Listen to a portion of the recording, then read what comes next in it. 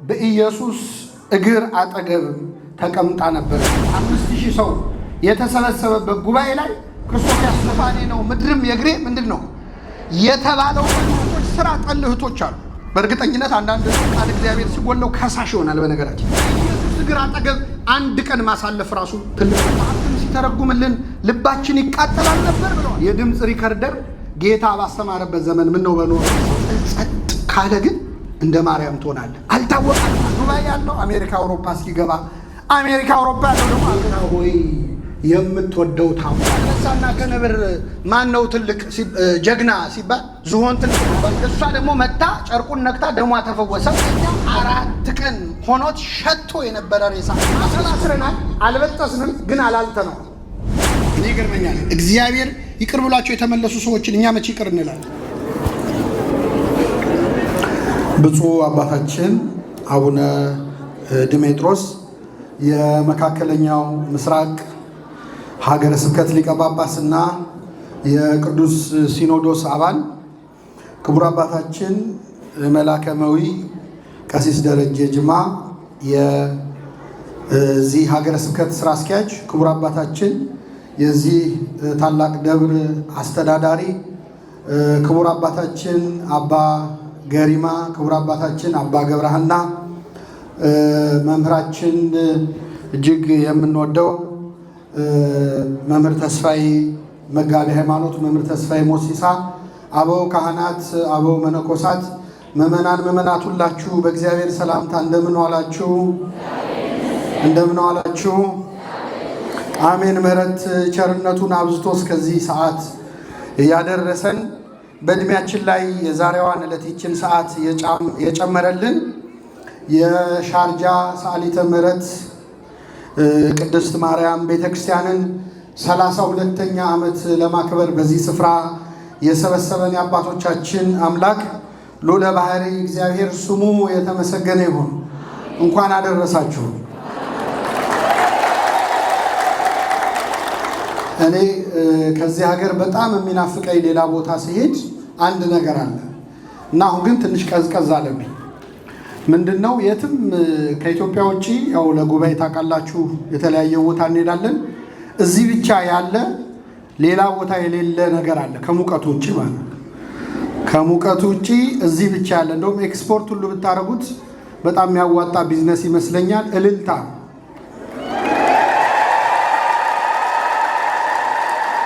እኔ እንደውም ሲሄድ አንድ ባዶ ሻንጣ ይዤ መጥቻለሁ። እልልታ ይዤ ነው የምሄደው። አንድ የመጨረሻ እሺ፣ እግዚአብሔር አምላካችን ከዓመታት በኋላ በድጋሚ በዚህ ስፍራ ለመገናኘት የፈቀደልን አምላክ ስሙ የተመሰገነ ይሁን። እኔ ከ7-8 ዓመት በኋላ ነው ተመልሼ የመጣሁት። ቅድም ዶክመንተሪው ላይ ያያችሁት ልጅ ግን እኔ አይደለሁም። እንዳትሳሳቱ። ድጋሚ ለመገናኘት አምላካችን እግዚአብሔር ስለፈቀደልን ስሙ የተመሰገነ ይሁን። ብፁዕ አባታችን በዚህ ሀገረ ስብከት 20ኛ ዓመታቸውን እያከበሩ ነው። በ20 ዓመት የጵጵስና አገልግሎታቸው 20 አብያተ ክርስቲያናትን በዚህ ሀገረ ስብከት መስርተዋል። በዓመት ስንት ማለት ነው? እድሜ ይስጥልን ብፁዕ አባታችንን አመስግኗቸው። በዚህ ሀገረ ስብከት የሚሰራውን ስራ የሚደረገውን አገልግሎት በተለይ ወደ ሌላ ቦታ በተለያየ ምክንያት ለአገልግሎት ስንወጣ ልዩነቱን በደንብ እናየዋለን። ከሁሉም በላይ ይህንን ሀገረ ስብከት ግን 2 ነገሮች በጣም የሚገልጹት በጣም ከሌላ ቦታ የሚለየው ነገር አለ። የመጀመሪያው ነገር የምታዩት ስራ ሁሉ የተሰራው የምታዩቸው ምዕመናን ሁሉ የተሰበሰቡት የ20 ዓመት ስኬት የተገኘው በቃለ እግዚአብሔር ነው፣ በወንጌል ነው። በዚህ ሀገረ ስብከት ዓመቱን ሙሉ በሁሉም አብያተ ክርስቲያናት ጉባኤ ይደረጋል። ቃለ እግዚአብሔር በጣም ይከበራል። በወንጌል የተሰራ ሕዝብ ነውና ብፁዕ አባታችን እንዲህ ያለ ድንቅ ስራ በ20 ዓመታት እግዚአብሔር በእርሳቸው ስለሰራ እግዚአብሔርን እናመሰግናለን። ያው ልልታው ቀዝቅዟል እንዳልኳችሁ። ሁለተኛው በዚህ ሀገረ ስብከት ብቻ ያለ በሌላ ቦታ የሌለ አንድ ትልቅ ነገር ይህንን በተለያየ ሚዲያ የሚሰሙም በተለያየ ሀገረ ስብከት ያሉ አባቶች እንዲሰሙት ስለምፈልግ ነው። በአንድ ሀገረ ስብከት ውስጥ ሆነው በጣም ብዙ አብያተ ክርስቲያናት እርስ በርስ ይፎካከራሉ። አንድ ደብር ከሌላ ደብር በአገልግሎት የሚፎካከሩ አልፎ ተርፎ በተመሳሳይ ቦታ በቅርብ ርቀት አንድ ስም ያላቸው አብያተ ክርስቲያናት ተመስርተው በአንድ አገልግሎት በአንድ ዓላማ ላይ ሆነው ግን እርስ በርስ አለመግባባት አለ። በዚህ ሀገረ ስብከት ይህ ፈጽሞ የሌለ፣ ሁሉም አብያተ ክርስቲያናት አንዱ የሌላውን አገልግሎት አክብሮ የሚያገለግልበት፣ አንዱ ጋር ንግስ ሲሆን ሌሎች አባቶች መጥተው የሚቀድሱበት የሚያገለግሉበት ነውና ብፁዕ አባታችን በዚህ ስፍራ ለ20 ዓመታት ያገለገሉትን አገልግሎት በእውነት እግዚአብሔር ከዚህ በላይ ብዙ የሚያገለግሉበትን ረጅም የአገልግሎት ዕድሜ ይስጥልን። አመስግኑልን ብፁዕ አባታችን። ሌላው በዛሬው ዕለት የምታስቧቸው አባታችን በኩረ ምዕመናን ጋሽ ግርማ በዚህ ቤተክርስቲያን ለአገልግሎት በምንመጣበት ጊዜ ለሁላችን አባት የነበሩ ትልቅ ዋርካ ናቸው። እንደዚህ ያሉ አባቶችን ማጣት በጣም ከባድ ነው። እግዚአብሔር በቸርነቱ እንግዲህ ረፍተ ነፍስ ይስጥልን፣ ያሉትን ደግሞ በእድሜ በጤና ይጠብቅልን። ወደ ትምህርታችን ሄዳለን። እግዚአብሔር አምላካችን በቸርነቱ እንዲያስተምረን ቅዱስ ፈቃድ ይሁንልን። ለአጭር ደቂቃ የምንማርበት የትምህርታችን ክፍል በሉቃስ ወንጌል ምዕራፍ 10 ከቁጥር 38 እስከ 42 ላይ ተጽፎ በሚገኘው የወንጌል ክፍል ይሆናል።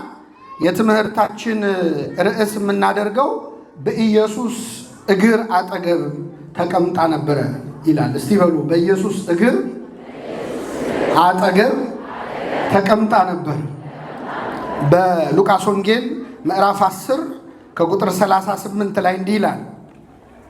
ሲሄዱም እርሱ ወደ አንዲት መንደር ገባ። ማርታ የተባለች አንዲት ሴትም በቤቷ ተቀበለችው። ለእርሷም ማርያም የምትባል እህት ነበረቻት። እርሷ ደግሞ ቃሉን ልትሰማ በኢየሱስ እግር አጠገብ ተቀምጣ ነበረ ይላል። በማን እግር አጠገብ ተቀምጣ ነበረ? ጌታችን መድኃኒታችን ኢየሱስ ክርስቶስ በዚህች ምድር ላይ በተመላለሰበት በመዋዕለ ሥጋዌው በመዋዕለ ስብከቱ እኛ አሁን እንደምንማርበት ብዙ ሰው ያለበት እስከ 5 ገበያ ሕዝብ 5000 ሰው የተሰበሰበበት ጉባኤ ላይ ክርስቶስ ያስተምር ነበር። ነገር ግን አምላካችን ከሕዝብ ቁጥር ብቻ አይደለም የተነሳ አይደለም የሚያስተምረው፣ አንድም ሰው አግኝቶ ለብቻው የሚያስተምር መምህር ነው። አንድን ነፍስ ሳይንቅ ለሁሉ ደሙን ያፈሰሰ ለሁሉ ዋጋ የከፈለ አምላክ ነውና እያንዳንዱ ነፍስ ሳይንቅ ለየብቻ ያስተምር ነበር። በብዙ ጉባኤ መካከል አስተምሯል። በአንጻሩ ደግሞ በጠራራ ፀሐይ ከፀሐይ በላይ የሰው አፈርታ የነበረችውን ያችን ሳምራዊቷን ሴት በጠራራ ፀሐይ ብቻዋን ውሃ ከምትቀዳበት ጉድጓድ አጠገብ ቁጭ አድርጎ አስተምሯታል። ይህ በቀን ነው። በሌሊት ደግሞ በክርስቶስ አፍሮ ፈርቶ ፈራ ተባብሎ ሊማር የመጣውን የአይሁድ መምህርን ማንን? ኒቆዲሞስን ብቻውን አስተምሮት ነበር። አሁን በጠቀስኩላችሁ በሉቃስ ወንጌል ምዕራፍ 10 ላይ ግን ክርስቶስ ለማስተማር ወደ አንድ ቤተሰብ ገባ ይላል። ኢየሱስ ወደ መንደር ገባ ነው የሚለው። ክርስቶስ መንደር ለመንደር ሄዶ ለማስተማር የሚያፍር አምላክ አይደለም። አሁን በዚህ ዘመን ያለን አገልጋዮች ብንሆን መንደር ድረስ ሄዶ ማገልገል ይከብደናል። እነሱ ወደ እኛ ይምጡ እንጂ እኛ እንዴት ወደ እነሱ እንመጣለን እንላለን። መድኃኒታችን ኢየሱስ ክርስቶስ ግን አይደለም ከመንደር ከሰማይ ወደ ምድር የወረደ አምላክ ስለሆነ በትሕትና ራሱን ዝቅ ያደረገ ስለሆነ ወደ አንድ ቤተሰብ ገባ። ማርያም እና ማርታ የሚባሉ እህትማማቾች አልዓዛር የሚባል ወንድም ያላቸው ናቸው። በእነሱ ቤት ክርስቶስ ገባ ይላል። ክርስቶስ ወደ ሁላችን ቤት ይገባልን። እሱ በቤታችን ሲገባ ሰላም አለ የለም? አዎ፣ የእሱ መግባት ቤቱን ቤተ መቅደስ ያደርገዋል። እሱ የገባበት ቤት ቤተ ክርስቲያን ነው። ክርስቶስ ነው የገባው። ወደዛ ቤት ገባ። ሁለት እህትማማቾች ባሉበት ሊስተናገድ ራሱን ዝቅ አድርጎ በዚያ ቤት ወንበር ላይ ተቀመጠ። ክርስቶስ ወደ ቤታችን ቢመጣ ምንድን ነው የምናደርገው? ዛሬ ቤታችሁ ስትገቡ ክርስቶስ ቤት ቢጠብቃችሁ፣ ወይ ደግሞ አንድ ሰንበት ላይ በጠዋት እስቲ ዛሬ ቤት ልምጣ ቢለን እንደ ዘኬዎስ እንደነ ማርያም እንደ ማርታ ቤታችን ክርስቶስ ቢመጣ ምንድን ነው የምናደርገው? እነዚህ ሁለት እህትማማቾች ክርስቶስን ለማስተናገድ ተጨንቀቁ። ጥሩ ነው ብለው ባሰቡበት መንገድ ሁለቱም ክርስቶስን አስተናገዱት። የመጀመሪያይቱ ማርያም የምትባለው ሴት ነች፣ የአልዓዛር እህት ማርያም። እሷ ምን አደረገች? ከክርስቶስ እግር ስር ቁጭ ብላ ቃሉን ትሰማ ነበር። ከኢየሱስ እግር አጠገብ ተቀምጣ ነበር ይላል። ከክርስቶስ እግር አጠገብ ለመቀመጥ ያብቃል። አዎ ሰማይ ዙፋኔ ነው፣ ምድርም የእግሬ ምንድን ነው የተባለው እግሩ፣ በሁሉ የሞላው እግሩ፣ ያ ብርሃናዊው ዮሐንስ በራእዩ ሊያየው የፈራው እንደ ብረት ያለ እንደ እሳት የጋለ የሚያስፈራው እግሩ ስር ይቺ ሴት ቁጭ አለች። ከክርስቶስ እግር ስር ቁጭ አለች። ማርያም ቁጭ ብላ ስትማር፣ ማርታ ግን ክርስቶስን ለማስተናገድ ወደ ጓዳ ገባች ይላል። ምግብ ልትሰራ ገባች። ከኔ ጋር ናችሁ? እግዚአብሔር ከሁላችን ጋር ይሁን። ከሁለቱ ጥሩ ያደረገው ማን ነው? ከክርስቶስ እግር ስር ቁጭ ያለችው ነች ወይስ ጓዳ ገብታ ክርስቶስን ለማስተናገድ ምግብ የሰራችው ማርታ ነች? ማን ነው ጥሩ የሰራው? አይሰማም። ቁጭ ያለችው። እስቲ ልጠይቃችሁ። አሁን ብዙ ጊዜ ያው በእርግጥ ሙቀት ልብ ይነሳል አውቃለሁ። እስቲ በደንብ አስተውሉና መልሱ። እስቲ እህት ያላችሁ እጃችሁን አውጡ። እህት ያላችሁ ሴቶች ብቻ፣ ወንዶቹ ይቆይ። ባይኖራችሁም አሰሩም እናንተ ስራ። እሺ አውርዱ። ቤታችሁ እንግዳ ቢመጣ እህታችሁ ከእንግዳው ጋር ቁጭ ብትል ነው ደስ የሚላችሁ ወይስ ጓዳ ገብታ ስራ ብትሰራ? ታዲያ ለምን ታስመስላላችሁ? ወንጌሉን ከኛ ሩቅ አድርገን ስለምናስበው ነው። ማርታ ቤት ገብታ ጓዳ ድስት ጥዳ ሙያዋን ለክርስቶስ ልታሳይ ነበር። ከሁለቱ ጥሩ ያደረገው ማን ነው ካላችሁ፣ በለመድነው ባህል እንግዳ ማስተናገድ ነው የበለጠ የሚያስመሰግነው። አንዳንድ እህቶች ስራ ጠል እህቶች አሉ። በእርግጠኝነት አንዳንድ እህቶች አሁን ትዝ ብለዋቸዋል እህቶቻቸው አይደል? አንቺ እንግዳ ሲመጣ እየሄድሽ አብረሽ የምትቀመጪው ነገር አለ የሚሉ እህቶች አሉ። ስራ የማይወዱ። ማርያም ስራ ጠልታ ነው ወይ? እሱን እናቆየው። ማርታ ክርስቶስን ልታስተናግድ ወደ ጓዳ ገባች። ብዙ ድስት ጥዳ ለማስተናገድ ክርስቶስን ለማስደሰት ሞከረች። ታዲያ ምን አጠፋች ካላችሁ፣ እዛ ቤት የመጣው እንግዳ ሌላ እንግዳ ሳይሆን ሰማይንና ምድርን የዘረጋው ማን ነው? እግዚአብሔር ነው፣ ኢየሱስ ክርስቶስ ነው። እግዚአብሔር ቤት መጥቶ ወጥ ለመስራት ጓዳ ይኬዳል። ክርስቶስ ቤት መጥቶ ቅዱስ ኤፍሬም ሶርያዊ ማርታ ይላል ምግብን ለፈጠረው አምላክ ምግብ ልትሰራ ወደ ጓዳ ገባች። ምግብን የፈጠረ ማን ነው? አዎ እሱ ምግብ አያስፈልገውም። የዕለት እንጀራችንን የሚሰጠው እሱ ነው አይደል? ራሱ ምግብ አይደል እንዴ? የህይወት እንጀራ እኔ ነኝ ያለውን እንጀራ ለእንጀራ እንጀራ ለመስጠት ምን አስጨነቃት? ወደ ጓዳ ገባች። ብዙ ዕድል ነው ያመለጣት። በሲና ተራራ ላይ ሙሴን ያናገረው አምላክ ቤቷ መጥቶ እሷ ጓዳ ነበረች። እንዴት አይነት ዕድል ነው ያመለጣት! ከጌታ እግር ስር የመቀመጥ ዕድል ነው ያመለጣት። እና ጓዳ ሆና ብዙ ድስት ጥዳ አንዱ ሲያር አንዱ ሲያስቸግራት በጣም ተበሳጨች። ከዛ ወጣች፣ ወደ ክርስቶስ መጣችና ጌታ ሆይ እኔ እንድሰራ ብቻዬን ስትተወኝ እህቴ ስትተወኝ አይገድህምን? እንድታግዘኝ ንገራት አለችው። ልብ አድርጉ። ጠርታ ነይ አግዥኝ እንጂ አላለቻትም። ክርስቶስ ፊት ከሰሰቻት። እኔ እንድሰራ ብቻዬን ስትተወኝ አይገድህምን አለች። ሰው ቃል እግዚአብሔር ሲጎለው ከሳሽ ይሆናል። በነገራችን ከኔ ጋር ናችሁ? አንዳንድ ሰው ወንጌል ውስጡ ከሌለ እሱ የሰራው ስራ ያበሳጨዋል፣ ሌሎች አለመስራታቸው። እኛ ብቻ ነን እንዴ በጊዜ የምንመጣው? እኛ ብቻ ነን እንዴ እንዲህ የምናደርገው? እኛ ብቻ ነን እንዴ ያለ ይበሳጫል። ስለዚህ ተብከነከነች። እኔ እንድሰራ ብቻዬን እህቴ ስትተወኝ አይገድህምን? እንድታገዘኝ ንገራት አለችው። ክርስቶስ ምን አለ? ማርታ ማርታ በብዙ ነገር ትጨነቂያለሽ፣ ትታወኪማለሽ። የሚያስፈልገው ግን ጥቂት ወይም አንድ ነገር ነው። ማርያምስ የማይቀሟትን በጎ ዕድል መርጣለች፣ ከሷም አይወሰድባትም አለ። ማርያምስ የማይቀሟትን ምን መርጣለች? በጎ ዕድል መርጣለች። አንቺ ለብዙ ነገር ትጨነቂያለሽ፣ ትታወቂያለሽ። የሚያስፈልገው ጥቂት ወይም አንድ ነገር ነው። ማርያም የማይቀሟት በጎ ዕድል መርጣለች አለ። ይህ ዕድል ምንድን ነው ካላችሁ፣ ከማን እግር አጠገብ መቀመጥ ነው። ክርስቶስ ሁላችንን ከእግሩ ስር ለመቀመጥ ያብቃል። አዎ ከእሱ እግር ስር መቀመጥ ዕድል ነው። በእግዚአብሔር ቤት ጸንቶ መመላለስ ዕድል ነው። በነገራችን ላይ ተለወጥክም አልተለወጥክም እግዚአብሔር ቤት መመላለስህ ብቻ ዋጋ ነው። አቤቱ በቤትህ የሚኖሩ የተመሰገኑ ናቸው ይላል ነቢየ እግዚአብሔር። በቤትህ የሚኖሩ ጻድቃንም ሆኑ ኃጥአንም ሆኑ ቤትህ ውስጥ መገኘት ራሱ አይደለም 32 ዓመት አይደለም 10 ዓመት 5 ዓመት ከኢየሱስ እግር አጠገብ አንድ ቀን ማሳለፍ ራሱ ትልቅ ነገር ነው። አሁን ከጌታ እግር ስር ነው ያላችሁት። በነገራችን ከእግሩ ስር እኮ ቁጭ ብለን እየሰማን ነው ቃሉ። ከክርስቶስ እግር ስር ቁጭ ብሎ ከመማር በላይ ምን ዕድል አለ? ማርያምስ የማይቀሟትን በጎ ዕድልን መርጣለች፣ ከእሷም አይወሰድባትም ማለት።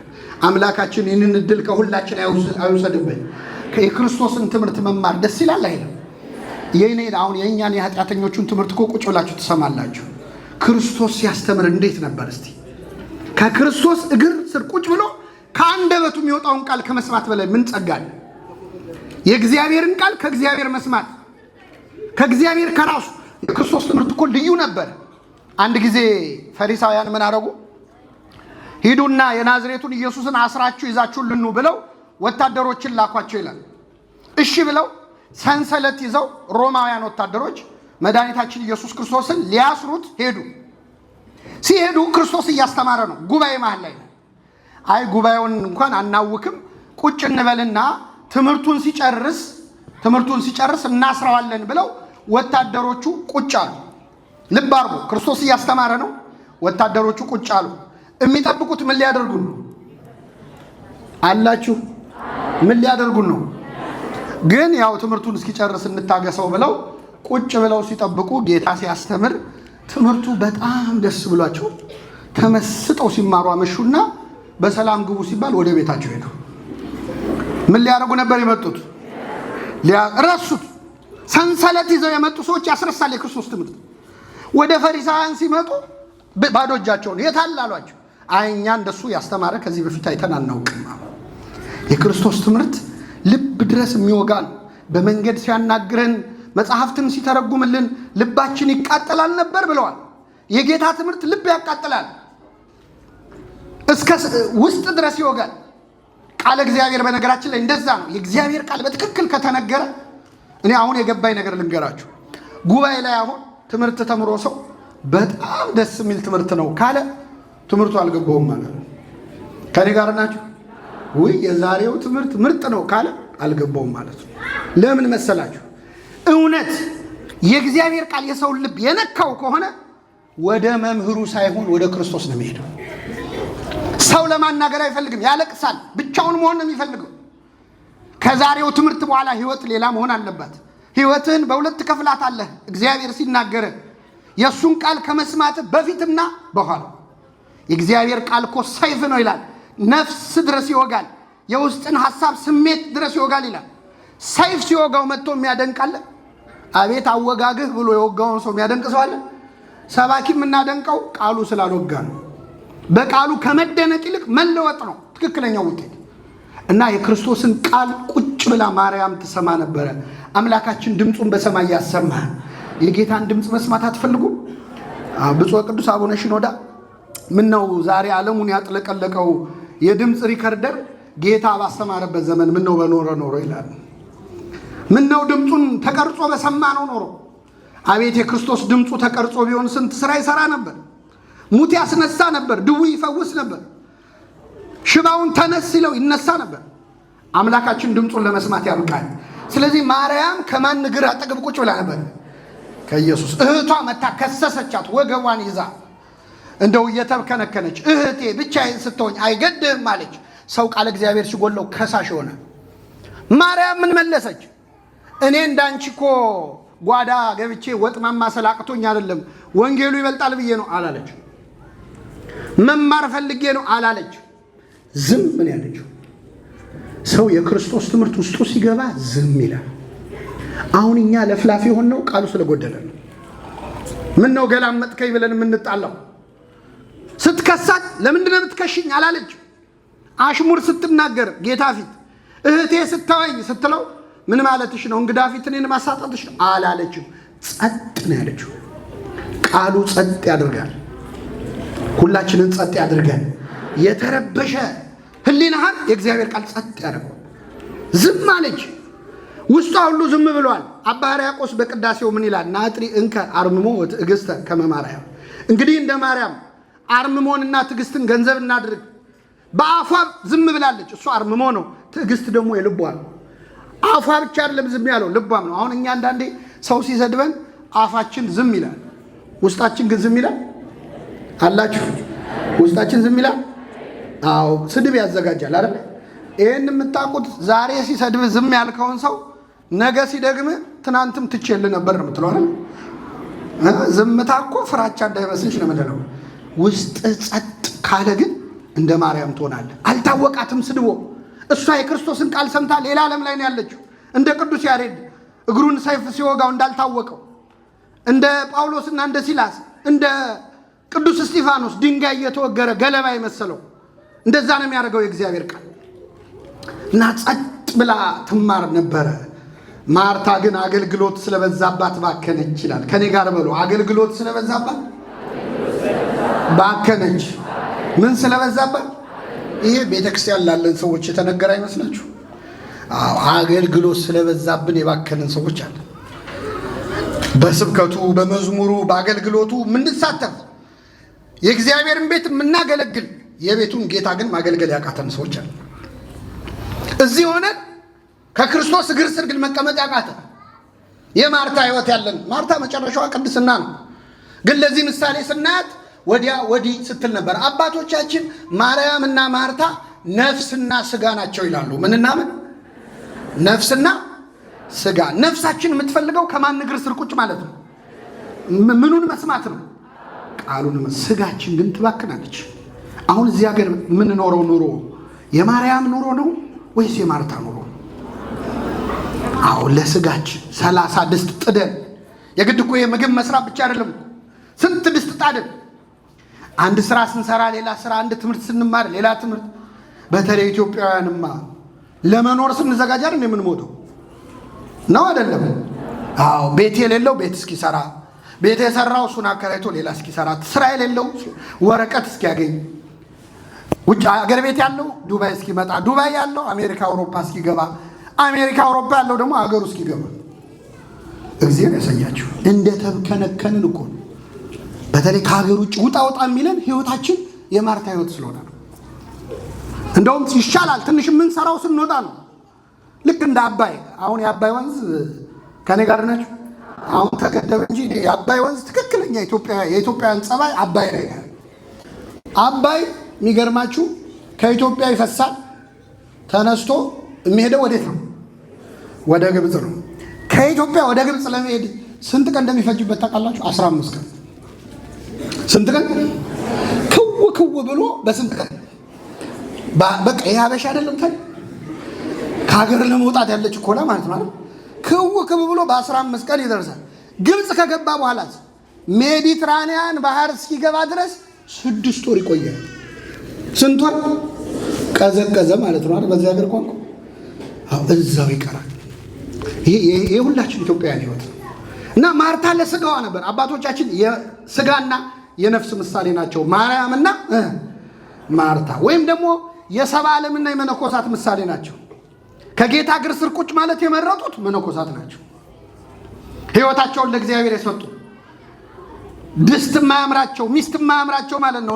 እንደ ማርታ ጓዳም አይገቡ የምንኩስና ህይወት የመረጡ እነሱ ትክክለኛ የማርያምን ህይወት ከኢየሱስ እግር ስር አጠገብ የተቀመጡት የመነኮሳት ምሳሌ ናቸው። ማርታ ግን የሰባ ዓለም እዚህ ምድር ላይ የምንኖረው ሰዎች ምሳሌ። ክርስቶስ እዛ ቤት መጥቶ ማርያምና ማርታን አስተምሮ ከዛ ቤት ወጣ። ምን ተገኘ ነው? ክርስቶስ እዛ ቤት በመምጣቱ ምን ተገኘ የሚለው ልንገራችሁና ወደ መጨረሻው ሐሳብ እመጣለሁ። ጌታችን መድኃኒታችን ኢየሱስ ክርስቶስ ቢታንያ መጥቶ ማርያምና ማርታ ቤት ከተስተናገደ በኋላ ለሁለተኛ ጊዜ የመጣው ዮሐንስ ወንጌል ምዕራፍ 11 ላይ የምናገኘው ለለቅሶ ነበር የመጣው። አንድ ሰው ሞቶ ለቅሶ ሊደርስ ነው ክርስቶስ የመጣው። ማን ነበር የሞተው? አልዓዛር። አልዓዛር የማርያምና የማርታ ምንድን ነው? ወንድማቸው ነው። አልዓዛር ታመመ። አሁን ወንጌል የተማረና ያልተማረ ሰው እንግዲህ ጸባይ በደንብ ተመልከቱ። ሲታመም ማርያምና ማርታ ለክርስቶስ መልእክት ላኩበት። ጌታ ሆይ የምትወደው ታሟል አሉት። እስኪ በሉ ጌታ ሆይ የምትወደው ታሟል። ሰው ሲታመምባችሁ እንዲህ ነው መጸለይ ያለባችሁ። ቤተሰብ የታመመ ካላችሁ እናት፣ አባት፣ ወንድም፣ እህት ቁሙና ክርስቶስን ጌታ ሆይ ምን የምትለው ታሟል፣ የምትወደው ታሟል በሉት። የምትወደው ታሟል አሉት። ክርስቶስ መልእክቱን እንደሰማ አልሄደም። 1 ቀን 2 ቀን ቆየ። 3ኛ ቀን ከዛ በኋላ አልዓዛር ሞተ። ወዳጃችን አልዓዛር ተኝቷል ብሎ ለደቀ መዛሙርቱ ነገራቸው። አይ ተኝቶ ከሆነማ ይነሳል አሉት። አይ ተኝቷል አይደለም ሞቷል፣ አሁን ሞቷል አላቸው። አልዓዛር ሞቶ 4 ቀን እስኪሆነው ድረስ ክርስቶስ ዘገየ። ስንት ቀን እስኪሆነው? 4 ቀን። ከዛ በ4ኛው ቀን ወደ ቢታንያ ክርስቶስ መጣ። ለቅሶ ነው እንግዲህ። እስራኤላውያን ሐዘን እንደኛ ያጠብቃሉ። ወይ በምኩራብ ወይ በድንኳን ነው ደኩ ነው ተሰብስበው ፍራሽ ዘርግተው ከነሱ የተማርነው ባህል ነው። እንደኛ ነው ለቅሶ የሚያጠብቁት። ሰርግና ለቅሶ በጣም ይወዳል። ለቅሶም ረጅም ነው፣ ሰርግም ረጅም ነው እና በድንኳን ተቀምጠው ሐዘን እያደረጉ ያለ መድኃኒታችን ኢየሱስ ክርስቶስ መጣ። ሲመጣ ገና ሳይገባ ከውጪ ማርታ ወጥታ ተቀበለችው ይላል። ማን ወጥታ ተቀበለችው? ማስተናገድ የሚወደው ከሁለቱ ማን ነው ብያቸዋለሁ። እንግዲህ ማርታ የምትባይ ካለሽ ይቅርታ አድርጊልኝ። አሁንም ወጣች። እንግዲህ አንዳንድ ሰው አለ የሚያቆነጠንጠው ሰው አለ፣ መቀመጥ የማይወድ ጉባኤ ላይ መማር የሚጨንቀው ወደዛ ወደዚህ ማለት ማስተባበር የሚወድ ሰው አለ እና ማርታ በውጭ ተቀበለችው። እንደመጣ ስታየው ጌታ ሆይ አንተ በዚህ ኖረ ቢሆን ኖሮ ወንድሜ ባልሞተ ነበር አለች። አንተ ቤት ኖረ ቢሆን ኖሮ ለክርስቶስ እዚህ ኖረ ቢሆን ኖሮ ይባላል? ክርስቶስ የሌለበት ቦታ አለ የለም? እሱ በሁሉ ምን ያለ ነው? እሷ ግን አንተ በዚህ ኖረ ቢሆን ወንድሜ ባልሞተ ነበረ። አሁንም ወደ እግዚአብሔር እንድትለምን የምትለምነውን እንደሚሰጥ አውቃለሁ። ልትፈውሰው ትችል ነበር። ወቀሳ እኮ ነው። ቀደም ብትል ታድነው ነበር። አሁን ግን ወንድሜ ሞተ ብላ አለቀሰች። ክርስቶስ መለሰ፣ ትንሣኤና ሕይወት እኔ ነኝ። የሚያምንብኝ ቢኖር ሕያው ይሆናል፣ ወንድምሽ ይነሳል አላት። አዎ ጌታ ሆይ በትንሣኤ ዘጉባኤ ሁሉ ከሞት ሲነሳ ወንድሜም አብሮ ምን ይላል? ይነሳል አለችው። ክርስቶስ ምን አለ? ትንሣኤና ሕይወት በሉ እስኪ። በኋላ መጥቼ የማስነሳው አሁን እኔ እዚህ ያለው አይደል ወይ? ሌላ ምን ትንሣኤ ትፈልጊያለሽ? ወንድምሽን ላስነሳ ይችላል አላት ክርስቶስ። ይህንን ታምኛለሽ ወይ አላት። ወንድምሽን እኔ አስነሳዋል፣ አሁን ይነሳል ወንድምሽ። ይህንን ታምኛለሽ ሲላት ማርታ ምን እንዳለች ታውቃላችሁ? የእግዚአብሔር ልጅ እንደሆንክ አምናለሁ አለችው። ክርስቶስ የጠየቃት ምንድን ነው? ወንድምሽን ምን እንደምለው። ምን አለች እሷ? የማን ልጅ እንደሆንክ። ከአንበሳና ከነብር ማን ነው ትልቅ ጀግና ሲባል ዝሆን ትልቅ ነው ይባላል? አይባ ጥያቄውን ሸሸች፣ አላመነችበትማ። ያልተማረ ሰው ለእምነት ሁልጊዜ ይዘገያል። ቃሉን አለመማር፣ ከእግዚአብሔር ቤት መጥፋት ጉዳቱ ይሄ ነው። ስለዚህ ምን አደረገች ማርታ? ወንድምሽ ይነሳል ሲላት የእግዚአብሔር ልጅ እንደሆንክ አምናለሁ አለችና ወሬውን አቋርጣ ወደ ለቅሶ ቤቱ ተመለሰች። ድንኳኑ ስትገባ ጸሐፍት ፈሪሳውያን ቦታውን ሞልተውታል። ማርያም ደግሞ ከእንግዶቹ መሃል ቁጭ ብላለች። ቀስ ብላ ጠራቻት። እህቷን ይላል ነይ ብላ ጠራቻት። በስውር ጠራቻት ይላል። ልብ አድርጉ። ቅድም ቤት ውስጥ ማርያም ቁጭ ብላ ስትማር እሷ ወጥ ስትሰራ በስውር ጠርታ ነው ያናገረቻት ወይስ በግልጽ ነው የተናገረቻት? በግልጽ ነው አይደለም? ቅድም በስውር መጥራት ነበረባት። በግልጽ ተሳደበች፣ ገሰጸቻት። አሁን ግን ነይ ብላ በስውር ጠራቻት። ለምን መሰላችሁ? ለቅሶ ቤት ሊደርሱ የመጡ ጸሐፍት ፈሪሳውያን አሉ፣ ሊቃነ ካህናት አሉ። እነሱ የክርስቶስ ተማሪ መሆናቸውን እንዲያውቁ አልፈለገችም። አፈረችበት በክርስቶስ። ስለዚህ ነይ ብላ ጠራቻት። ቃለ እግዚአብሔር ውስጥህ ከሌለ በክርስቶስ ታፍርበታለህ። በማተብ ታፍራለህ። በክርስትና ታፍራለህ። ጸልየ ለመብላት ታፍራለህ። ሃይማኖትን ለመናገር ታፍራለህ። ነይ ብላ በስውር ጠራቻት። ማርያም ወደ እሷ መጣች። መምህሩ መጥቷል ይጠራሻል አለቻት። ስትላት ማርያም የሆነችውን አላወቀችም። ለቅሶ ቤቱን ጥላ በሕዝቡ መካከል ብን ብላ ወጣች። እየሮጠች ወደ ክርስቶስ ሄደች። እግሩ ስር ተደፍታ አለቀሰች። ጌታ ሆይ አንተ በዚህ ኖረ ቢሆን ኖሮ ወንድሜ ባልሞተ ነበር አለችው። ክርስቶስ ሁሉም ሲያለቅሱ ሲያይ ሕዝቡም ደግሞ ተከትሏት ወጣ። ወደ ወንድሟ መቃብር ሄዳ ልታለቅስ ነው ብሎ ተከትሏት ወጣ ሕዝቡ። ይህን ጊዜ ሁሉ ሲያለቅስ ኢየሱስ በመንፈሱ ታወከ፣ እንባውንም አፈሰሰ ይላል። ምኑን አፈሰሰ? ለአልዓዛር ብሎ አለቀሰ። መጽሐፍ ቅዱስ ላይ ክርስቶስ ሳቀ የሚል የለም። የትም ብትፈልጉ ሳቀ ተብሎ አልተጻፈም። አለቀሰ ግን የሚላል። ለአልዓዛር ብሎ አለቀሰ፣ ለይሁዳ ብሎ አለቀሰ። ከእናንተ መሃል አንዱ አሳልፎ ይሰጠኛል ብሎ በመንፈሱ ታወከ ይላል። ለይሁዳ አልቅሷል ክርስቶስ። ለኢየሩሳሌም አልቅሶላታል። ሲያያት ኢየሩሳሌም ኢየሩሳሌም ሆይ የመጎብኘትሽን ወራት አላወቅሽም ብሎ አልቅሷል። ስለዚህ እንባውን አፈሰሰ። እንባውን ሲያፈስ ሲያዩ አይሁድ ምን አሉ? እንዴት ይወደው ነበር አሉ። እስኪ ከኔ ጋር በሉ። እንዴት ምን ይለው ነበር? ምኑን ስላፈሰሰ? አዎ ለአልዓዛር ክርስቶስ ምኑን ያፈሰሰው? ለእኛስ ምኑን ያፈሰሰው? ደሙን ያፈሰሰው። እንዴት ይወደን ይሆን? አልዓዛር እንባውን አፈሰሰለት። አለቀሰ። ወዴት ቀበራችሁት አላቸው። ወዴት ቀበራችሁት አለ። አሁን እሱ ሁሉን የሚያውቅ አምላክ ነው። ግን ለአጽድቆተ ትስብእት ሰው መሆኑን ለማሳወቅ ወዴት ቀበራችሁት አላቸው። መቃብሩን አሳዩት። ድንጋዩን አንሱት አለ። ድንጋዩን አንሱት አለ። ማርታ ጠጋለችና ጌታ ሆይ ከተቀበረ 4 ቀን ሆኖታል፣ ይሸትሃል አለችው። ቃለ እግዚአብሔር የጎደለው ሰው ሁሌ እንደተጠራጠረ ነው። ብታምኚ የእግዚአብሔርን ክብር እንድታይ አልነገርኩሽምን አለ። አልዓዛር አልዓዛር ውጣ ብሎ ጮኸ። ሰውየው ወዲያውኑ አፈፍ ብሎ ከመቃብሩ ተነሳ፣ ከነ መግነዙ ከመቃብሩ ወጣ ይላል። ክብር ምስጋና ይድረሰው አምላክ። አስነሳው ክርስቶስ፣ ሁላችንን ያስነሳል። አዎ የተማረ ቤተሰብ፣ ከኢየሱስ እግር ስር አጠገብ የተቀመጠ ቤተሰብ የሞተ ነገሩ ይነሳል። በእያንዳንዳችን ቤተሰብ ውስጥ የሞተ ነገር የለም? ትዳራችን ውስጥ የሞተ፣ ስራችን ውስጥ የሞተ፣ ህይወታችን ውስጥ፣ ህሊናችን ውስጥ የሞተ ነገር አለ። ከክርስቶስ እግር አጠገብ የምትቀመጥ ከሆነ ክርስቶስ ቤት ድረስ ይመጣል። የሞተ ማንነትን ያስነሳልሃል። ሁላችንን ያስነሳልን። ውጣ አልዓዛር ብሎ ጠራው። አልዓዛር አልዓዛር። በጣም የክርስቶስ ቸርነቱ የሚገርመው አልዓዛር ብሎ መጥራቱ ነው። አንደኛ በስም ጠራው። ለምንድን ነው በስም የጠራው? ዝም ብሎ የሞትከው ሰውዬ ውጣ እንዳይለው፣ ቦታው መቃብር ነው። ስለዚህ ብዙ የተቀበሩ ሰዎች አሉ አይደል? እና የሞትከው ውጣ ሲለው ሁሉም ይወጣሉ አይደል? ስለዚህ አገር ላለመበጥበጥ ስም መጥራት አያስፈልግም። ለይቶ በስሙ ጠርቶ አልዓዛር ውጣ አለው። ሁለተኛ አንድ ሰው ከሞተ በኋላ እኮ በስሙ አይጠራም። ይጠራም? አሁን ለቅሶ ቤት ስትሄዱ ስንት ሰዓት ነው ምኑ የሚወጣው ነው የምትሉት? አይሰማም። ትንሽ የተማረ ሰው አስከሬኑ ይላል አይደል?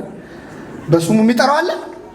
የለም። ወንድም ቢሆን እኔ የሬሳው ወንድም ነኝ ትላላችሁ?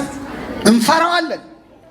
እኔ ይገርማል እኮ ነቢየ እግዚአብሔር ዳዊት እንደማይጠቅም ዕቃ አውጥተው ጣሉኝ እንዳለ ማለት ነው።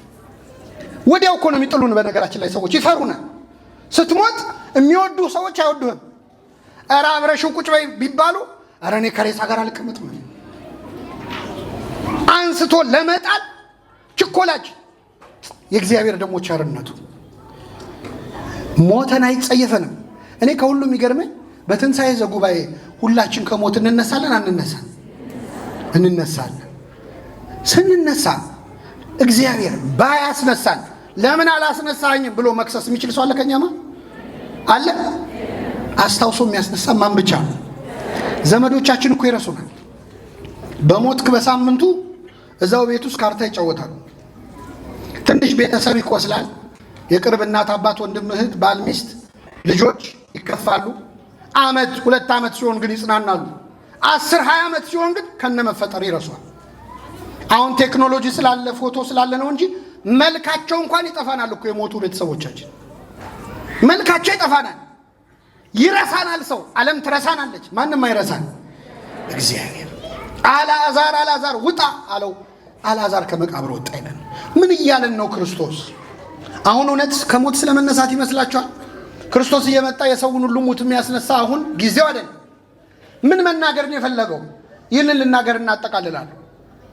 መድኃኒታችን ኢየሱስ ክርስቶስ ሞት ካለ እያወራ ያለው ብዙ ጊዜ ስለ ሞት አይደለም። ሞት የሚባለው ኃጢአት ነው። ክርስቲያኖች እስመ ሞት አለ ነፍስ ርሂቅም እግዚአብሔር። የነፍስ ሞቷ ከማን መራቅ ነው? ከማን መለየት ነው? ከእግዚአብሔር። ኃጢአት ነው ሞት። ከኛ መሃል ያልሞተ የለም። አላምንም እንጂ በእድሩ ድክመት አልተቀበርንም እንጂ በኃጢአት ምክንያት ብዙዎቻችን ሞተ። አንተ የምትተኛ ንቃ፣ ከሙታንም ተነሳ፣ ክርስቶስ ያበራልሃል ይላል። ሞት የሚባለው ኃጢአት፣ ትንሣኤ የሚባለውስ ንስሐ። ስለዚህ ክርስቶስ እያወራ ያለው አልዓዛርን ከሞት ስለማስነሳት አይደለም። ክርስቶስ ምድር ላይ ሳለ በመዋዕለ ሥጋዌው 3 ሙታን አስነስቷል። ስንት ሙታን? 3። እነሱን ልንገራችሁና ወደ ማጠቃለያው እንመጣለን። ክርስቶስ 3 ሙታን አስነሳ። አንደኛ መጀመሪያ ያስነሳው ኢያኢሮስ የሚባል ሰው የመቶ አለቃ ነው። ሴት ልጁ በጠና ታመመችበት፣ የ12 ዓመት ሕፃን ልጅ እና ወደ ክርስቶስ መጣና ጌታ ሆይ እባክህ ልጄ ልትሞትብኝ ነው፣ ልጄን ፈውስልኝ አለው። ክርስቶስ እሺ አለ። ወደዚህ ሰውዬ ቤት ወደ ኢያኢሮስ ቤት መንገድ ጀመረ ክርስቶስ እና መንገድ ላይ ሲሄድ ያው የክርስቶስ ተማሪዎች ብዙ አይደሉ፣ 5000 ሕዝብ ስለሆነ በሰው መሃል ሲሄድ ትንሽ ዘገየ። መሃል ላይ ደግሞ ህሙማንም እየመጡ ፈውሰን ይሉታል። እንደውም ያቺ ሴት ጨርቁን ነክታ ደሟ ቀጥ ያለ ሴት ልጅ አለች። እሷ ደግሞ መታ ጨርቁን ነክታ ደሟ ተፈወሰ፣ ቆመላት። እምነትሽ አድኖሻል አላት። እንግዲህ ክርስቶስ ሊፈውስ እየሄደ ራሱ ይፈውሳል። እዚህ ያለነውን ክርስቶስ መድኃኒታችን እግረ መንገዱ ሊፈውሳል። አይገርማችሁ? ሊፈውስ እየሄደ ምን ይላል? ይፈውሳል መንገድ ላይ። ከዛ እሷን ፈወሰ። የዚች 12 ዓመት ልጅ ቤት ሲደርስ ክርስቶስ ልጅቷ ሞታለች። በቃ ልጅቷ ሞታለች፣ መምህሩን አታድክመው አሉት። ከዚህ በላይ አታድክመው፣ ጥሩ ነው መምጣቱ፣ ግን በቃ ሞታለች አሉት። ክርስቶስን ይቅርታ በቃ ተመለስ ሊለው ሲል የለም አልሞተችም ተኝታለች አለ። ለክርስቶስ ሞት እንቅልፉ ነዋ፣ ማስነሳት መቀስቀስ ነው ለሱ። ስለዚህ አልሞተችም ተኝታለች አለ። ሳቁ ሰዎች። አረ በደንብ ቼክ አድርገናታል፣ ከሰብራል ሰውነቷ ሞታለች ብለው ሳቁበት። ግድ የለም አለ ክርስቶስ። ከሐዋርያት መካከል 3ቱን መረጠ፣ የምስጢር ሐዋርያትን ጴጥሮስ፣ ዮሐንስ፣ ያዕቆብን። እነሱን ያዘና የልጅቷን እናት አባት ይዞ ጓዳ ድረስ ገባ። እንደተባለውም ያቺ 12 ዓመት ልጅ አልጋዋ ላይ ተኝታለች። ክርስቶስ ጓዳ ድረስ ገባ። ወደ ሁላችን ጓዳ ይገባልን አምላካችን። ሲገባ ሞታለች። ቤት ውስጥ ነው ያለችው። እናቷ አለች፣ አባቷ አለ፣ 3ቱ የምስጢር ሐዋርያት አሉ። እሷ ግን ሞታለች። ጣቢታ ሆይ ተነሽ አላት። ያቺ ልጅ ወዲያውኑ አፈፍ ብላ ከሞት ተነሳች። ክብር ምስጋና ይድረሰው አምላካችን። የምትበላው ስጧት አለ። ምን ስጧት? አውርቧት አለ። መቼስ አይደለ ሲኦል ደርሳ እስክትመጣ መቼስ ትንሽ አይርባት። ስለዚህ ስጧት አለ። የምትበላው ሰጧት። እነሱ ፊት በላች። አንድ በሉ። ክርስቶስ ሁለተኛ ያስነሳው ማንን ነው ካላችሁ ደግሞ ናይን በምትባል መንደር አንዲት ሴት እንደዚሁ የ17 ዓመት ወጣት ልጇ ይሞትባታል። ይህ ልጅ ሞቶ አስከሬኑን በቃሬዛ ተሸክመው ወየው ወየው እያሉ እያለቀሱ፣ እናትየው ደግሞ ከኋላ ወይኔ ልጄ እያለች እያለቀሰች ወደ መቃብር እየሄዱ ነው። ክርስቶስ መንገድ ላይ አስቆመው መቃብሩን። መቃብራችንን ያስቆምልን ክርስቶስ። ቆዩ አለ። ምንድን ነው አለ? ያው ሞቶባት አድጎ ልጄ ይጦረኛል፣ ለክብር ለማድረግ ይበቃልኛል ስትል እኮ ይኸው ልጇ ሞተባታል። እናትየው ወይኔ ልጄ ትላለች። ቆይ አለ። እዛው ቃሬዛ ላይ ቀረብ ብሎ አንተ ጎበዝ ተነስ አለው። ያ ጎበዝ አፈፍ ብሎ ተነሳ። እያለቀሰ የመጣው ሕዝብ እልል እያለ ወደ ቤቱ ተመለሰ ይላል። ንፍሮ እየበሉ ልልታ አይገርምም? ይገርማል አይገርም? አዎ፣ ቀብረው ሊመለሱ ንፍሮ ቀቅለው እልል እያሉ ንፍሮ በሉ። ቀብራችንን ወደ ሰርግ መቀየር የሚችለው ማን ነው? እግዚአብሔር ነው። ስንት ቆጠረን? ስንት? 3ኛው 4 ቀን ሆኖት ሸቶ የነበረ ሬሳ አስነስቷል። ማንን? አልዓዛር። አሁን እኔ ስለ ሙታን ትንሣኤ አይደለም እያስተማርኩ ያለሁት። ሞት ኃጢአት ነው ብለናል። እዚህ አዳራሽ ውስጥ ያለነው ሰዎች ከ3ቱ አሟሟቶች አንዱን ሞተናል። እርግጠኛ ነኝ አንዱን ሞተናል። የመጀመሪያው ሟች እንግዲህ ክርስቶስ በዕለተ ትንሣኤ ምን እንደሚሆንም አሳየ ባጭሩ። በትንሣኤ ዕለት አባት ሴት ልጁን የሞተችበትን፣ እናት ወንድ ልጇን ታገኛለች፣ ልጅ እናቱን፣ ሴት ልጅ አባቷን ታገኛለች። በትንሣኤ የሞቱብንን እናያቸዋለን። ድጋሚ እንገናኛለን። ወንድምሽን ታየዋለች ድጋሚ በዕለተ ትንሣኤ። የአልዓዛርን እህቶች አሳይቶ ለእኛም አሳየን። ልምጣ እንጂ የሞቱባቸው ሁሉ ድጋሚ ታዩዋቸዋላችሁ። ተስፋ እንዳትቆርጡ እንዳትሰበሩ እያለን ነው። ግን ወደ ህይወት ስናመጣው የ3ቱም ትንሣኤ የእኛን ዘመን ነው የሚያሳየው። የመጀመሪያዋ የሞተችው ቤት ውስጥ ሆና ነው። የት? ጓዳ ማጋ ከእናት ከአባቷ ጋር እየኖረች ግን ሞታለች። የብዙዎቻችን አሟሟት እናታችን ቤተክርስቲያን ውስጥ ሆነን የሞቱ ሰዎች አሉ። ጓዳ ውስጥ ነው ያለነው።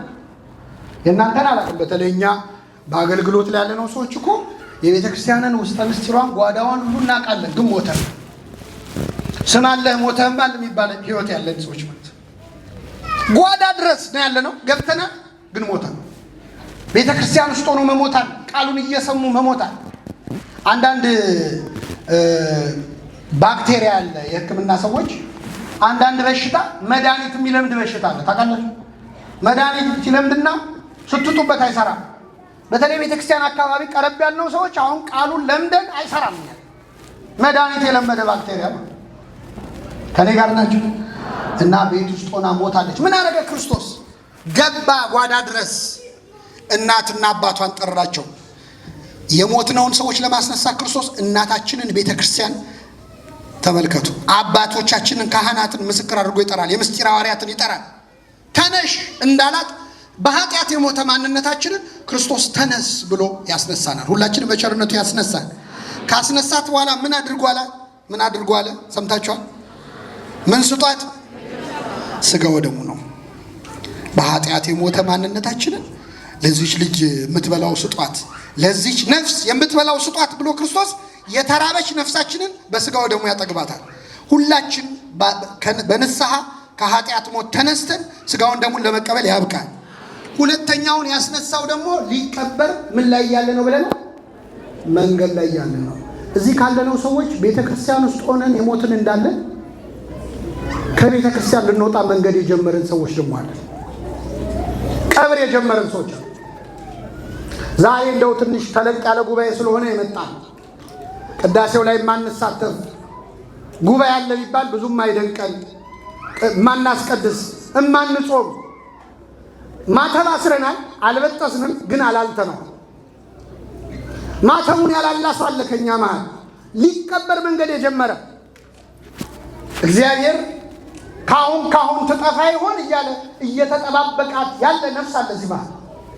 ልንጠፋ ትንሽ የቀረ መንገዱን ግን የጀመረ መካድ አልካድም፣ ግን ለመካድ እየዳዳ ነው። በሃይማኖት ከማይመስሉን ጋር የምንውለው፣ በምግባር ከማይሆኑን ጋር የምንውለው ሱሱን ጀምረነዋል። ሱስ የግድ መጠጥ ምን ላይሆን ይችላል። ሁላችን እዚህ አዳራሽ ያለ ሁሉ ሱሰኛ ነው። የምን ካላችሁ የኃጢአት ሱስ የጀመረ እናቱ ከኋላ እየተከተለች ወይኔ ልጄ እያለች ታለቅስ ነበር የተባለችው መከረኛዋ ቅድስት ቤተክርስቲያን ነች። እኛ ልንጠፋ መንገድ ስንጀምር ቤተክርስቲያን ወይኔ ልጄ እያለች ታለቅሳለች፣ ትከተለናለች። ክርስቶስ ቆይ አቁሙ አለ። ቀባሪዎቹ አይገርሙ ሊቀርቡ ይጣደፋሉ። ሰዎች ከቤተክርስቲያን ስትወጣ እኮ ወጣ ለማለት ጥድፊያቸው ይቸኩላሉ እኮ ስትወጣ። የሆነ ሰው ትንሽ ስተት ከታየበት ድሮም እንዲህ ነበር እያልን አይደል የምናባብሰው። ብዙ ቀባሪ አለ ከኛ መሃል። በነገራችን የሆነን ሰው ቀብሮ ለመገላገል የሚቸኩል ትንሽ የምግባር ስተት፣ የሃይማኖት ስተት እንደው ትንሽ ፈቀቅ አለም ከመሰለ አባበሰን ቶሎ ተወግዞ እንዲለይ የምንቸኩል በጣም ከባድ። አስቆመው መቃብሩንና አስነሳው፣ ወደ እናቱ መለሰው። ክርስቶስ ሁላችንን ወደ እናታችን ቤተክርስቲያን ይመልሳል። አው መቃብርን ወደ ሰርግ መቀየር ብቻ ነው ማለት ነው። ሶስተኛው አልዓዛር ግድ የለም እኔ ቤተክርስቲያን ውስጥ ሆኜ አልሞትኩም ወይ ደግሞ ከቤተክርስቲያን ለወጣ ጫፍ ላይ አይደለሁም ብንል፣ ሶስተኛው ላይ ግን ብዙዎቻችን አለ። አልዓዛር ከሞተ 4 ቀን ሆኖታል። ሸቷል ማለት ምን መሰላችሁ? ይሄ ሰውዬ ተስፋ የለውም የሚባል ሰው አለ ከኛ ማለት። አይ የእሷ ነገር አሁን ከዚህ በኋላ ተመልሳ ቤተክርስቲያን የሚባሉ ሰዎች አሉ። ተስፋ የተቆረጠበት ሸቷል ማለት ለክርስቶስ እኮ የሚሸት ማንነት ነው ያለን። መቃብር ውስጥ ያለ ነው። እህቱ ደግሞ ቆማ ምን ትላለች? ጌታ ሆይ ይሸታሃል አለችው። ጌታ ሆይ ምን ይልሃል? አዎ ትንሽ የተበላሸ ህይወት ያለው ሰው እኮ ወደ ቤተክርስቲያን ሲመጣ ይሸታል ምንል ሰዎች አሉ። ክርስቶስ እኮ አይሸተውም። እሱ መች ሸቶት ያውቃል? የተወለደው በረት ውስጥ አይደል እንዴ? በረት ውስጥ መች ሸተተው? የእንስሳቱ ክርፋት አልሸተተው። ለምን በረት ውስጥ የተወለደ ይመስላችኋል? እንደ በረት የከረፋ ህይወት ቢኖራችሁ አልጸየፋችሁም ሲሉ አልጸየፋችሁም። አልሸተተውም። የሞተለት ነዋ። ደሙን ያፈሰሰልን። ወርቅ ካንገታችሁ ተበጥሶ ቢወድቅ ጭቃ ውስጥ ቢገባ አይ ጭቃ ውስጥ ገብቷል ብላችሁ ጥላችሁ ትሄዳላችሁ? ይህ ዱባይ ወርቅ ረከሰ መሰለኝ። ጥላችሁ ትሄዳላችሁ? አረ ይቅርታ አድርጉልኝ፣ እንደው ቶይሌት ውስጥ ቢገባ ራሱ ጥላችሁ ትሄዳላችሁ? ጓንት አድርጋችሁ ምን ትሉታላችሁ? ወርቅ ነዋ። ገንዘብ እኮ ነው የወጣበት። እኛ ለእግዚአብሔር እኮ ከወርቅ በላይ ነን። ወርቅ የተገዛው በገንዘብ ነው። እሱ እኛን የገዛን በምኑ ነው? በደሙ። የፈለገ ኃጢአት ጭቃ ውስጥ ብንወድቅ ያወጣናል፣ ወደ ምሕረቱ ባህር ይጨምረናል። ሁላችንን ይጨምረን። ይሸታሃል አለችው። ለእግዚአብሔር ይሸታሃል አትበሉት። እገሌ ለቤተ ክርስቲያን አይሆንም፣ አይ የእሷ ነገር እኮ በቃ አብቅቶለታል ብለን እግዚአብሔርን ለማስረዳት አንሞክር። አሁን እግዚአብሔር የተቸገረው በነገራችን ላይ የጠፉትን ከመመለስ በላይ ቤት ውስጥ ያለነውን ሰዎች ማሳመን ነው። ሂዱ ሐዋርያት ሥራ ላይ ጳውሎስን ብርሃኑን አሳይቶ አሳመነው። ከጳውሎስ ብርሃኑን አይቶ ካመነበት ሰዓት ይልቅ ረጅሙ ሰዓት የቱ እንደሆነ ታውቃላችሁ? ሐናንያን ስለ ጳውሎስ እግዚአብሔር ያስረዳበት። ግድ የለም እሱ ምርጥ ዕቃ ነው፣ ቢመለስ ይጠቅመኛል። አረ ጌታ ሆይ እሱ ወንድሞችን ሲያስር ነበር። አረ በፍጹም አይሆንም፣ የእሱ ነገር ተው፣ አረ በደንብ አስብበት የምንለው ሰዎች አለን። እግዚአብሔር ሰዎች ሲመለሱ ይሸታሃል የምንል። አልዓዛር ውጣ አለው አምላካችን። ሰዎች ተስፋ ቢቆርጡብንም በስማችን ጠርቶ ከተቀበርንበት ያወጣናል፣ ሁላችንን ያወጣል። አልዓዛር ወጣ፣ ከነመግነዙ ወጣ። ከነምኑ? ከነመግነዙ። ክርስቶስ ሲወጣ ከነመግነዙ ነው ወይስ መግነዙን ትቶ ነው የወጣው? ምክንያቱም አያስፈልገውም። ክርስቶስ አንዴ ተነስቷል፣ ድጋሚ ምን አይልም። አልዓዛርስ ድጋሚ ሞታል አይሞትም? ስለዚህ ዕቃ ላለማባከን ከነምን ወጣ? ከነመግነዙ። ያው እግዚአብሔር በዚህ እንኳን ይጠነቀቃል። ውጣ አለ፣ ወጣ። ተውትና ይሂድ አለ። ከኔ ጋር በሉ፣ ተውትና ምን ይበል? ይሂድ። ይሄ ማለት ምን መሰላችሁ? አልዓዛር ሲወጣ ከመቃብር ሰዎች ሊደግፉት ሞከሩ፣ እንዳያዞረው ማለት ነው። ከምንድን ነው የወጣው? ከምንድን ነው የተነሳው? ግን ሊደግፉት ሞከሩ። ይሄ ማለት ምን መሰላችሁ? የሆነ ሰው ንስሐ ከገባ በኋላ ከተመለሰ በኋላ እናስታውሰዋለን በሽተኛ እንደነበረ። እኔ ይገርመኛል። እግዚአብሔር ይቅር ብሏቸው የተመለሱ ሰዎችን እኛ መቼ ይቅር እንላለን? እናስታውሳቸዋለን። በሃይማኖት ክደው የነበሩ ሰዎች ሲመለሱ ተጠምቀው አምነው ወደ ቤተ ክርስቲያን ሲመጡ 10 ስለ ትናንትና ችግራቸው እናወራለን። አንድ ዘፋኝ የነበረች ወደ መዝሙር ብትመጣ እህታችን ትዘምርልናለች። ያው እንደምታውቁት እህታችን የነበረችበትን ታውቃላችሁ። እስቲ ባንልስ ምን አለ? አንዳንድ ሰው ነው ይሄድና ከሆነ ነገር የተመለሰ ሰው ሲያገኝ እኔ አንቺን ሳይሽ በጣም ኢንስፓየር ታደርጊኛለሽ የሚችዋል። ያንተ ህይወት ያስተምረኛል። እንዴ ያንተ መማሪያ ነው ወይ ሰውየው? ማን ተቀብሎታል? ማን ተቀብሎታል? እግዚአብሔር ተቀብሎታል። ሐዋርያት በጣም ይገርማቸዋል። ከሐዋርያት መካከል ቀራጭ የነበረው ቅዱስ ማቴዎስ ነው። ቀራጭ ማለት ቪዲዮ ቀራጭ አይደለም አይደል? ቀረጥ ሰብሳቢ የነበረ ወንጀለኛ የነበረ ሰው ነው። ተመለሰ።